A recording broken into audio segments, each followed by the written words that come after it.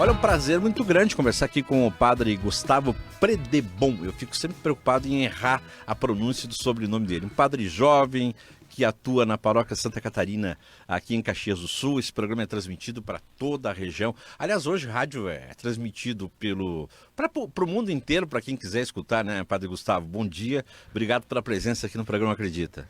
Olá, bom dia, Alberto, bom dia. Nesse domingo aqui estarmos conversando é sempre uma oportunidade, é um prazer, e ainda mais na proximidade de Caravaggio, né, através desse teu convite, nós possamos aí ter um bom bate-papo. Obrigado pela oportunidade e vamos lá, né, vamos fazer um bonito programa e também ver uma boa semana, né, nessa preparação para a Romaria de Caravaggio. Qual é a sua idade, hein, padre? Se eu peço isso para mulher, eu levo uma bronca, mas para o colega, assim... Isso, então, Alberto, eu tenho 33 anos, sendo que em junho agora eu completo 5 anos de sacerdócio. 5 anos, natural Isso. da onde? Eu sou natural de Bento Gonçalves. Bento Gonçalves, a querida Bento Gonçalves, cidade linda, né? Isso. E aí um padre jovem que tem aí todo esse ânimo para trabalhar também com a juventude, né? E boa parte dos que, dia 26, agora na próxima sexta-feira, vão para Caravaggio, é uma imensidão de jovens que vão para lá também, né, padre? Isso, a gente tem inclusive... além dos dias normais que o pessoal vai caminhando das várias cidades, também no sábado o pessoal vai organizar uma romaria da juventude. Então isso é bem interessante. Aqui de Caxias do Sul a gente parte às 6 horas da manhã aí do Mart Center, né? E reúne os grupos de jovens das paróquias e tal para fazer essa caminhada, né? Bom, como é que estão os grupos de jovens, hein, padre? Porque assim, eu fui fundador, eu e outros 3 catequistas, do grupo de jovens da Paróquia Nossa Senhora de Lourdes, em Caxias do Sul. E esse grupo dura 33 anos, nunca mudou de nome, nunca se extinguiu. É a nova geração. É a nova geração, mas não é fácil manter grupo de jovens, né? Eles são cíclicos. Isso, sim. Existe o fenômeno dos ciclos, né, dentro dos grupos, mas ao mesmo tempo também a gente vem acompanhando que desde a pandemia muitas coisas se desarticularam, né? E aí você sabe, né, com a juventude é importante ter um trabalho contínuo, né, frequente. Então o fato de não poder se encontrar, não poder estar juntos, não poderem fazer atividades, né, em algum momento não puderam nem vir à missa, né? Então tudo isso acaba fazendo com que muitos desses trabalhos eles se desarticulassem um pouco, né? E agora o momento é o contrário, né? O momento de tentar rearticular, amarrar as pontas, né? Ir atrás das pessoas, recomeçar determinados trabalhos, né? E sim, e retomar também a saúde mental, retomar com certeza. Encontro, retomar o abraço, a espiritualidade, essa coisa. A festa, né? O afeto, tudo que envolve a vida comunitária. Que fenômeno é esse, Padre Gustavo, que é uma romaria como Nossa Senhora de Caravaggio? Quer dizer, tem uma história enorme, né? A gente não precisa contar toda a história, mas assim, 300, 400 mil pessoas numa romaria, um santuário. Quando a gente sabe que Canela também tem a romaria, mas que a gente sabe que lá em Caravaggio, na Itália, não tem isso. Sim. Praticamente não existe. Que fenômeno é esse? Olha, realmente, eu diria assim, Alberto, que é um fenômeno muito popular, né? Não foi instituído por padres ou bispos, né? Isso começou muito da devoção das pessoas e pouco a pouco foi crescendo. Por isso que esses números que você fala de romeiros em determinadas edições da romaria, né? E agora, nessa próxima romaria, se a gente tiver um tempo bom, né? Nós esperamos ter muitas pessoas, né? É um fenômeno popular. E no fundo, nós como igreja, o que a gente faz? A gente acolhe isto, organiza ou disponibiliza, né, padres para rezar missas, para confessar, para dar bênção, para acolher as pessoas, para propiciar um melhor momento de fé para aqueles que vêm para a romaria, né? Mas é assim, é um fenômeno bem popular. Você diz da Itália, de fato, né? A Itália, Caravaggio na Itália não é tão frequentado como aqui, né? É que teve um dia de Caravaggio que tinha um colega meu, Evandro Fontana, que trabalha aqui na Rádio Caxias, que estava na Itália, estava em Caravaggio na Itália, e lá não tinha ninguém no dia de Caravaggio. Aqui tinha 400 mil pessoas. Isso, né? Isso. Então é justamente isso, esse é o grande fenômeno. Nosso povo é um povo de muita fé, e a busca da fé sempre também foi algo pertencente às famílias, né? Se a gente recorda a imigração italiana, o quanto a fé, o trabalho, né? A família era quase um tripé de valores assim inegociáveis, né? Estar na comunidade, participar na comunidade, trabalhar e dar valor à família era algo que não se podia abrir mão, né? Sim. Ou que de fato sustentava a vida das pessoas, né? Bom, é uma romaria Nossa Senhora de Caravaggio. Algumas denominações religiosas nem acreditam em Maria, em santos, mas assim, não é só uma romaria católica não, né? Muita gente, não de outras religiões, mas assim, muitas pessoas que não participam de nada, não vão à missa, tem na romaria um momento único para, né, para fazer as suas preces, para pensar na vida. Isso, esse é um detalhe muito importante, Alberto, que tu trazes, porque no fundo, Maria é uma figura muito mais humana e próxima da nossa experiência, né, como pessoas de fé e como pessoas, né, e por isso muitas vezes as pessoas têm uma proximidade maior, né, seja com Maria, seja com santos, para pedir, para rezar, para ter uma relação com o sagrado, né. Isso por quê? Porque no fundo também a figura materna é uma figura importante para nós, uma figura que nos toca, né? Quando a gente fala da nossa mãe, né, sempre a gente não fala de qualquer jeito, né? A gente sempre tem uma lembrança, um afeto, um carinho, e também a figura materna de Maria, ela acaba trazendo essa proximidade que, por N razões, às vezes as pessoas acabam não encontrando em outros elementos da religião, né? Sim. Então, por isso, Maria, ela acaba se tornando mais aproximada da experiência, talvez, cotidiana das pessoas, né? Agora, a pergunta de muitas pessoas que nos ouvem, Padre Gustavo, é que algumas paróquias, Nossa Senhora de Lourdes, Nossa Senhora de Fátima, Nossa Senhora... Sim, bom, tem lá a Nossa Senhora, mas... É Jesus Cristo o centro disso, né? Quer dizer, a devoção pode ser para Nossa Senhora, mas é Jesus Cristo o centro disso. Isso. Estou errado ou não? Não, está correto, Alberto. É justamente isso, então. O centro da fé é a pessoa de Cristo, que para nós é Deus encarnado, ao mesmo tempo que muitas vezes nós compreendemos que as devoções a santos, como a Nossa Senhora, né, ou outros santos assim, ou mesmo algumas devoções mais particulares, elas são meio que caminhos que nos ajudam a gente a acessar essa fonte principal. Porque é bem importante assim, às vezes as pessoas necessitam de algo mais próximo da experiência delas, como é a experiência de Caravaggio. Sim. Então as pessoas talvez não deixam de acreditar em Deus, mas fazer aquela caminhada com todas aquelas pessoas, se sentir no meio de um conjunto, ver muitas pessoas também manifestando a sua fé. Então isso também alimenta aquela fé em Deus que as pessoas já têm, né? Então isso que tu falas é muito certo, do ponto de vista teológico é exatamente isso, né?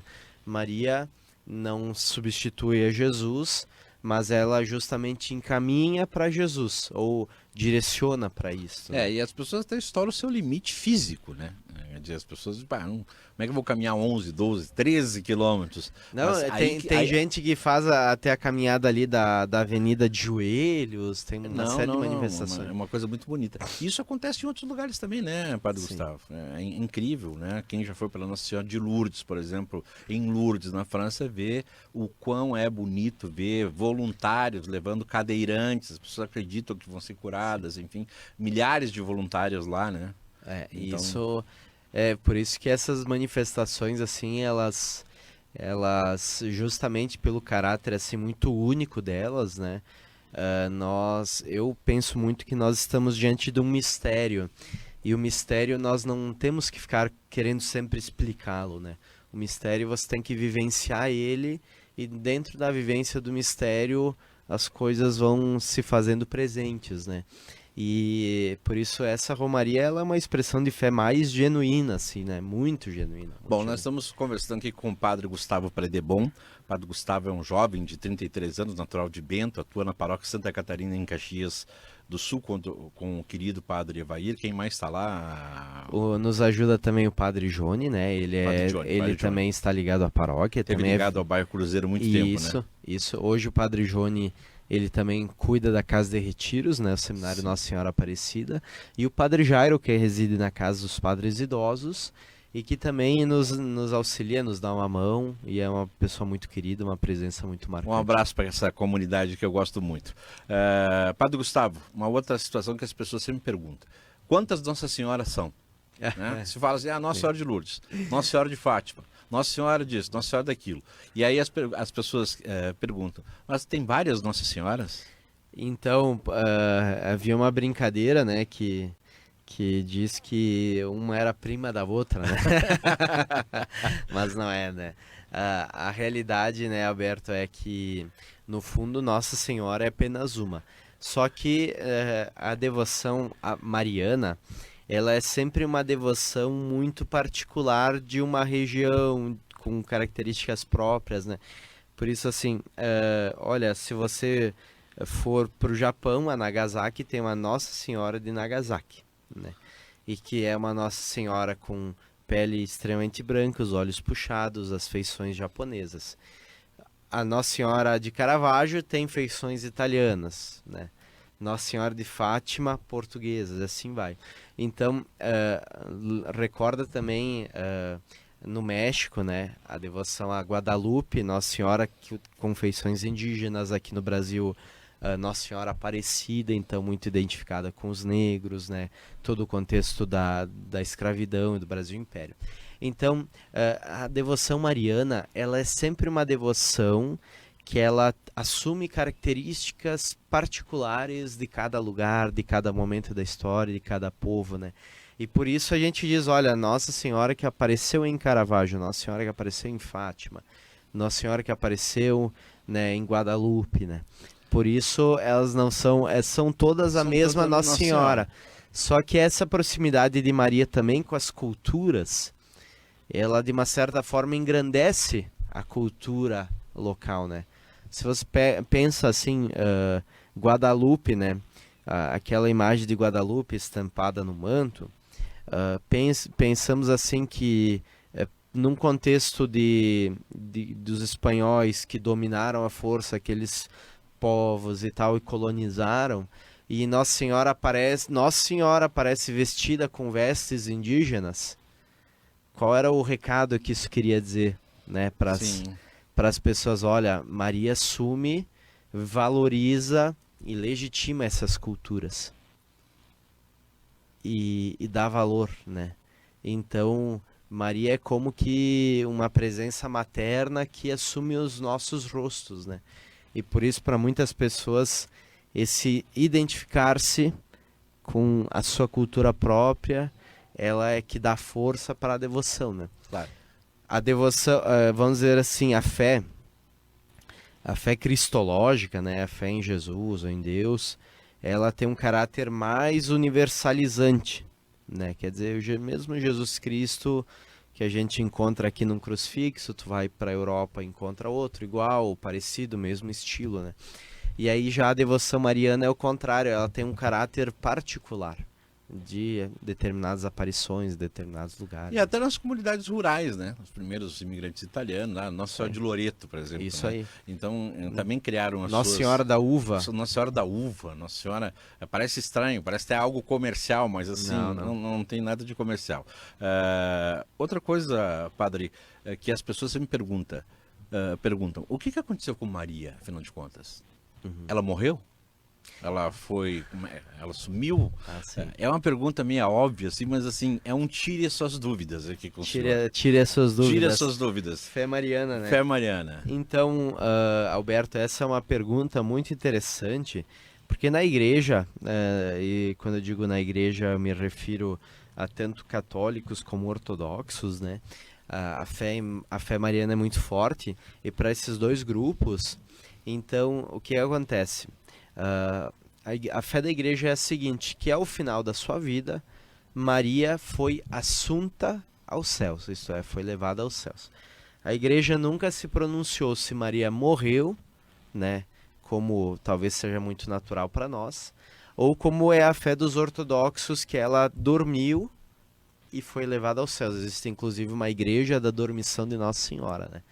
Porque para os cristãos ortodoxos, Maria então repousou e foi levada até os céus, foi conduzida aos céus por Deus.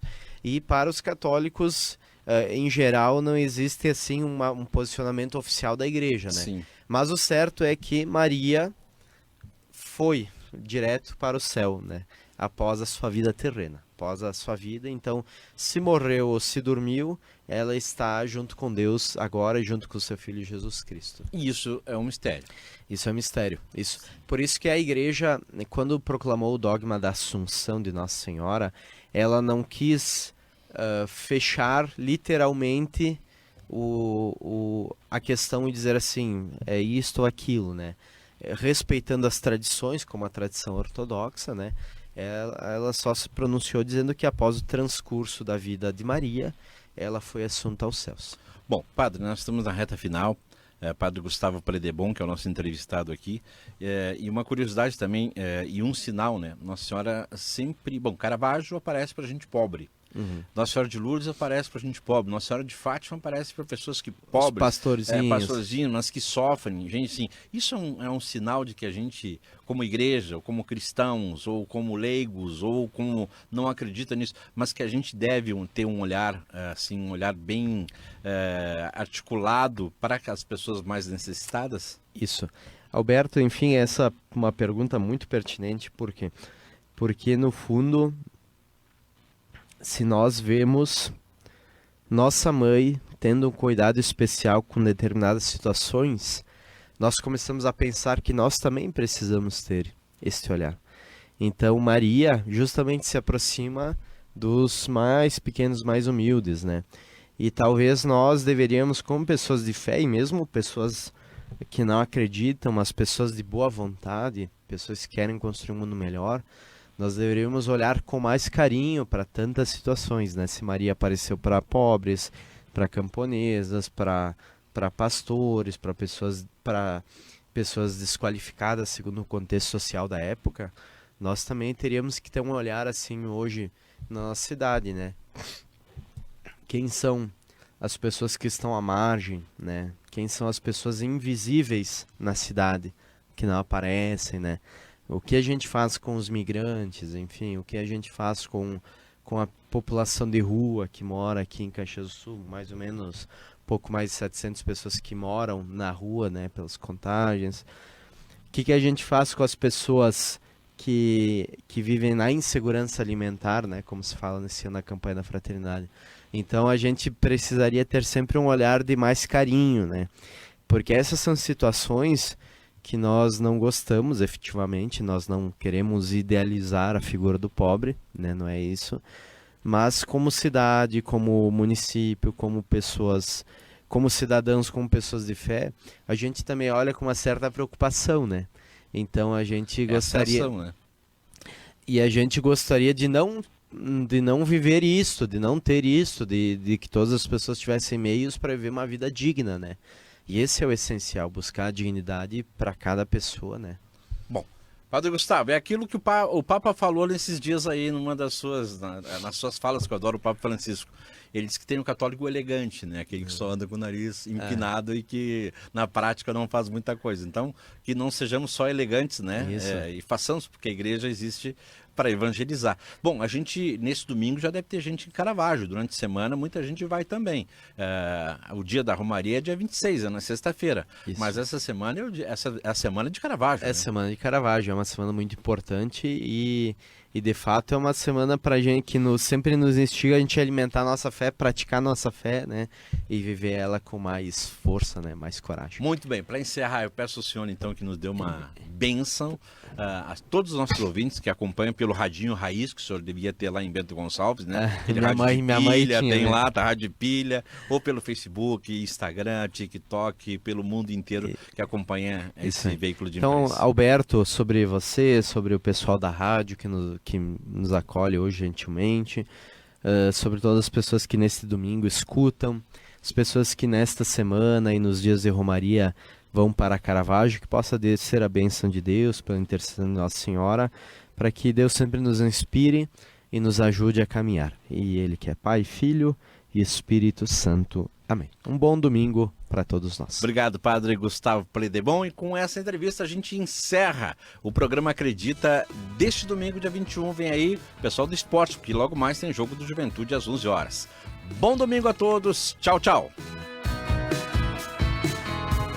O programa Acredita é um projeto independente. Você pode conferir o conteúdo no blog www.acredita.caxias.br, no Spotify